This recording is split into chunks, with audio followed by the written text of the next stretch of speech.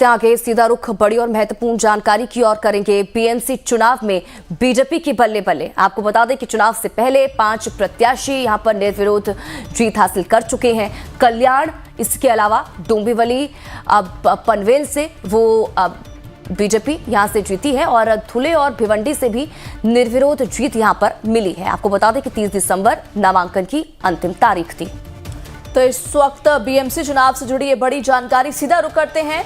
हमारे संवाददाता मुंबई से मनीष जुड़ चुके हैं। मनीष, बीएमसी चुनाव में बीजेपी की बल्ले बल्ले होती हुई नजर आ रही है। 5 प्रत्याशी निर्विरोध जीते हैं। बिल्कुल, देखिए अभी जीत का रास्ता एक तरीके से साफ हो चुका है, क्योंकि अगर आप देखें तो अभी प्रचार अभियान शुरू भी नहीं हुआ है और अभी सही मायने में जमीन पर उतरा भी नहीं है। और उससे पहले बीजेपी के लिए एक बड़ी खबर आई है। 2 महिला उम्मीदवार जो है उन्होंने कल ही बाजी मार ली थी। डोंबिवली से असावरी केदार नवरे हैं, उन्होंने जो है बाजी मारी है। कल्याण से रेखा चौधरी हैं जो निर्विरोध जो है वो निर्वाचित हुई है। उसी तरीके से आप देखिए कि जो असावरी नवरे हैं वो पैनल जो क्रमांक जहाँ से आती है 26C है, जो बताया जाता है कि वहां से वो जीती है। वहीं रेखा चौधरी 18A से जीत रही है। तो ऐसी करके आज भी खबरें आई, कल भी 3 खबरें आई थी कि 3 जगह से वो जीत गए हैं और आज भी 2 कैंडिडेट जो है उनका भी जीत का रास्ता साफ हो गया है, क्योंकि उनके सामने किसी ने कचा ही नहीं भरा है, उम्मीदवार ही नहीं है। तो ऐसे में अब वो अकेले रह गए हैं। जैसे आज जो खबर आई उसमें ज्योति भवन पाटिल है, जिनको बताया जा रहा है कि जो प्रभाग क्रमांक 24B से, और दूसरी जो है मंदाताई सुभाष पाटिल जो है वो 27A से। तो ये एक बीजेपी के लिए कह सकते हैं कि चुनाव से पहले एक हौसला बुलंद करने वाली खबर है।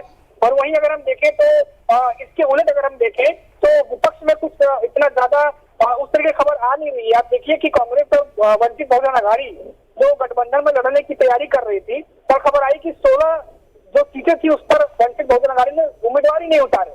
टोटल 62 सीट उन्हें मिली थी कि अब उस पर उम्मीदवार उतारी है, लेकिन नहीं उतारे।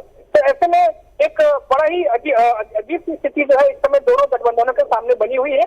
लेकिन निश्चित तौर पर ये जो खबर आई है ये मुंबई में जो बाकी के बीजेपी के उम्मीदवार हैं उनके लिए निश्चित तौर पर मनोबल कहीं ना कहीं बढ़ाने वाली खबर है। बिल्कुल। अच्छा मनीष, इस चीज को लेकर भी जानकारी दीजिएगा कि इस जीत के बाद बीजेपी की तरफ से क्या कुछ प्रतिक्रियाएं आई और खासकर कि कार्यकर्ताओं की तरफ से, क्योंकि देखिए कार्यकर्ता ही है जो पार्टी की तमाम नीतियां हैं, उनके जो कामकाज है उनको जनता के बीच लेकर जाता है। कहीं ना कहीं जिस तरह से आप कह रहे थे एक कॉन्फिडेंस और यहाँ पर बूस्टअप करने की ये इस जीत से यहाँ पर ये कहा जा सकता है कि उनमें जोश भरने का काम यहाँ पर इस जीत ने किया है। तो ये कहा जा सकता है कि आने वाले समय में और भी ज्यादा मजबूती के साथ अब चुनाव मैदान में उतरा जाएगा।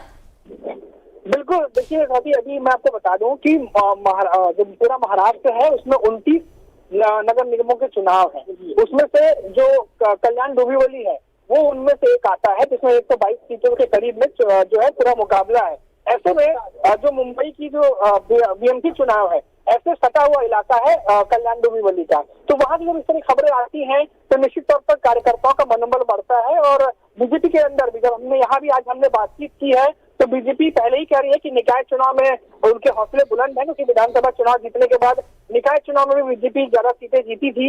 और उसके बाद जो महानगर पालिका के चुनाव है उन चुनाव से पहले ही जब इस तरह की खबरें आ रही है तो बहुत ज्यादा पॉजिटिव एक इन्वायरमेंट बीजेपी के कुंबे के भीतर बना हुआ है।